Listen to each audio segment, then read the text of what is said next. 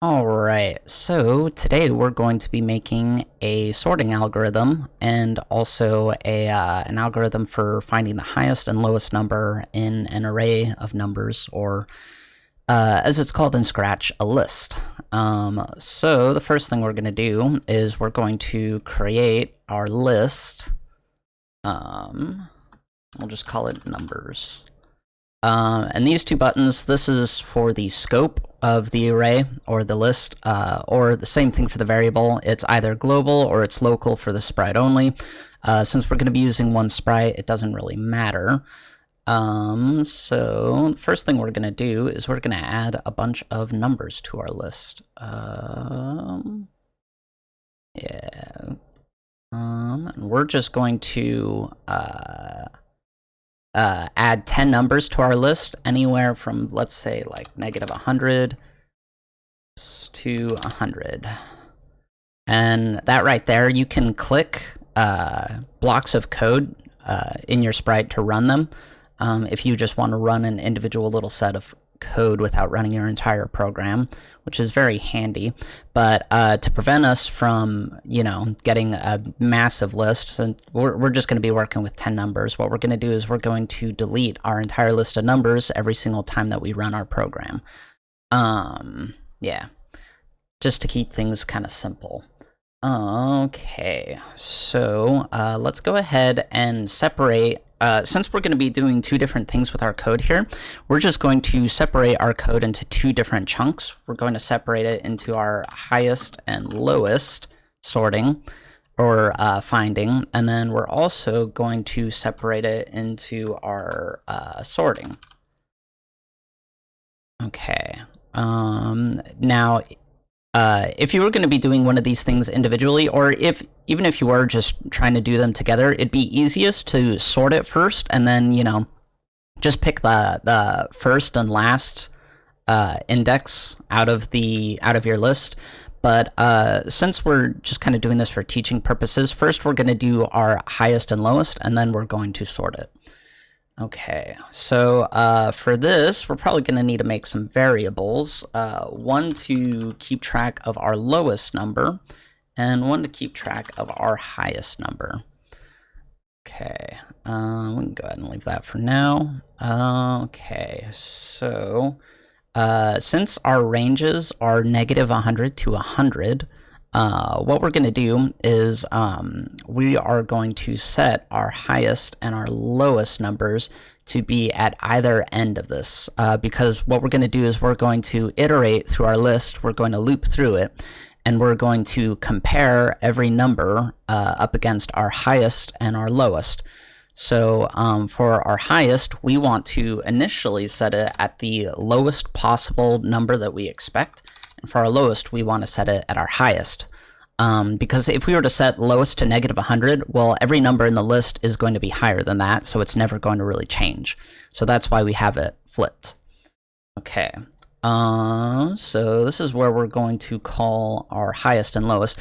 And anytime you create a custom block of code, essentially what it is you're creating what in other languages is referred to either a function or a method. And you define the code that it runs, and then you can just call that block of code anywhere you want. And anywhere we run this little custom block, it's going to call all the code in here. So in our main block of code, we're going to keep it nice and clean, kind of short. And then we're going to handle some of our logic over here in the definition of our functions. Okay. So probably the first thing that we want to do is we're going to repeat through our list of numbers. And the exact number of times that we want to do this, since we only have 10 items in our list, we could just leave it repeat 10. But what we're going to do is we're going to write our code in such a way that it is scalable, as in if we want to increase the number of items in our list, then our code would be able to handle it just fine without needing to change anything. So we're going to say repeat the length of numbers. And that, since we have 10 in our list, it's going to repeat 10 times. Now, the way that lists work, It's very similar to arrays in most programming languages, as each item in our list has an index number. So if you wanted to say like item like 5 of numbers, well, that would return 80, if that's what we were looking for. So we're gonna kind of do a little bit of that inside of our sorting here. But anyways, so the first thing that we're gonna do is we're gonna start doing some comparisons. Like I said, so what we're going to do is we're going to loop through our list once, and we're gonna compare each number first to our highest number, and then we're gonna compare it to our lowest number. So we're going to need 2 if statements here. And just for readability, we're going to grab a greater than and a less than. The way these work, you could really use one for both, but yeah, we'll use both of them. So like I said, next, we're going to say if item I. Oh, okay. So one other variable that we're going to need to make here is an iterator variable. And typically iterator variables are just referred to as I, because what an iterator variable is it's essentially just to keep track of where we are inside of our list as we iterate through it. So initially, we need to set our iterator variable to be equal to 1, the first item in our list. Now, arrays in most programming languages start at 0. Some of them start at 1. It can be a little inconsistent, but our list starts at 1. So we're going to set our iterator to 1. So we're going to say if item 1 of numbers is greater than our highest number, then we're going to set our highest variable to item I of numbers. Okay, and we're going to do the same thing for our lowest. We're going to say if item I of numbers is less than the lowest, which it definitely should be, then we're going to set our lowest variable to item I of numbers. And then one other thing that we need to do is we need to change our iterator variable so that it, by changing it by 1, it'll go on the first iteration, it'll be equal to 1, and then 2, and then 3. So every single time it runs through this loop, it checks each of these numbers, and it compares them to our variables that we're keeping track of here. And now this should work to find the highest and lowest number inside of our list of numbers. So let's go ahead and run it real quick and just see how it does. Okay, so it's saying that our lowest number is -100 and our highest is 84. So here we have 84. I don't see anything that's higher than that. Here we have -100. Nothing's going to be less than that. And yeah, so it looks like it works. -89, 94, -89, 94. So our sorting algorithm works fine. So the next thing that we're going to do is we are going to sort our list. So for this, we're going to do something fairly similar, although it gets just a little bit more complicated because we're going to have to iterate through our list multiple times. So let's go ahead and grab our first loop. And this is going to be pretty similar. We're going to repeat the length of our list. And then what we're going to have to do, this is a little bit more complicated because we're going to have to iterate it through it multiple times. As in first, the first thing that we're going to do is essentially search through the list and move everything one at a time. Okay, so the first thing we got to do is we have to set our iterator variable to 1. And then this is where we iterate through again. And now we're going to do our comparisons. So we'll need an if statement. We need our comparison operator. We're going to be using item I of numbers again, because we want to compare just whatever number is in that first index spot. And then what we're going to want to do is we're going to want to compare this number, the first index number, to the second index number.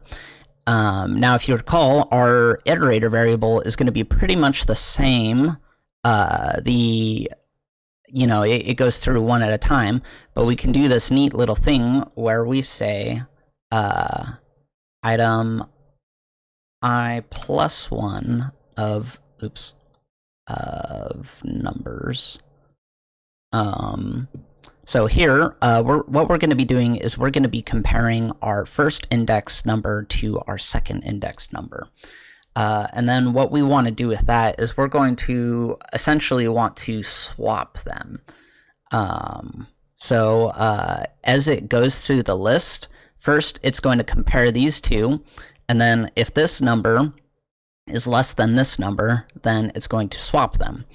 And then we're just going to keep on doing that. Next, we'll compare this number to this number, and if this one is less than this one, it's going to swap them, and just goes through and does that every time.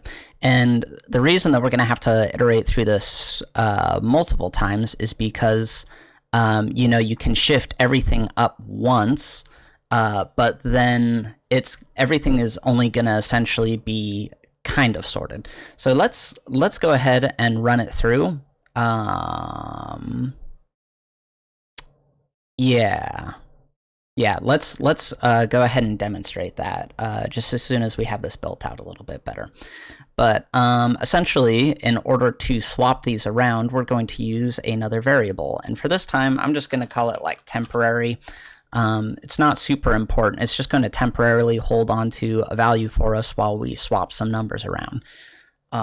So what we're going to do is we're going to set our temporary variable equal to be item I of numbers. And then we're going to shuffle things around just a little bit. So we're going to use replace item of numbers. It's exactly what it sounds like. It's going to replace an item at an exact index location with whatever we tell it to. So this is where we're going to say replace item I of numbers, because that's where we are in our iteration. And we're going to do that with item I plus 1 of numbers. So right there, we're saving item I of numbers, so we'd save 53 in our temporary variable. We'd replace this first index item, 53, with item I plus 1. So then we're shifting our second index item, 24, up to 1. So then both of these would be equal to 24. And then the next thing we're going to do is we're going to replace this other index item with the value that we saved in that temporary variable, which is going to be 53. So then we would swap these two. And now, of course, 53 is not less than 24, but I'm just talking about what our little program would be doing. So what we're going to do is we're going to replace this item I plus 1. We're going to replace item I plus 1 with our temporary variable.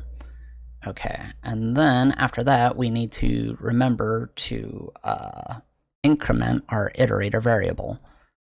Okay, all right, so let's go ahead and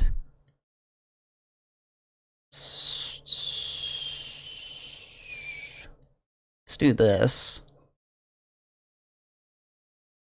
Let's run our sorting algorithm one at a time, and let's see what happens with our numbers here. So we have 53, 24, 52, negative 4. 53, 52. So everything... Oh, well, that totally works. Yeah. Okay. Perfect. So that's really all we need. Sorry, I was thinking of... Let's see. See what happens if we run it once. Let's try this. Okay, new list of numbers. Let's try... Here we go.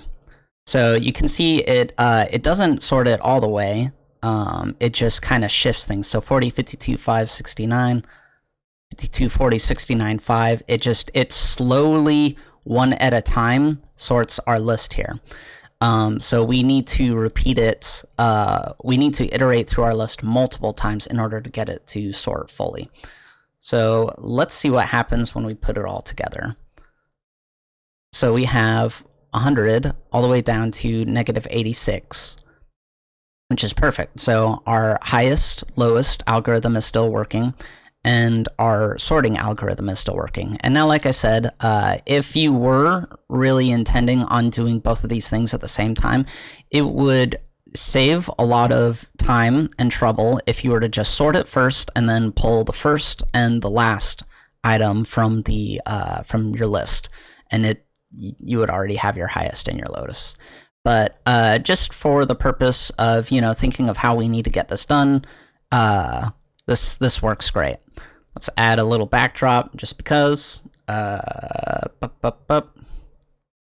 Let's go with the school. And then just for funsies, we can have our sprite say, oops.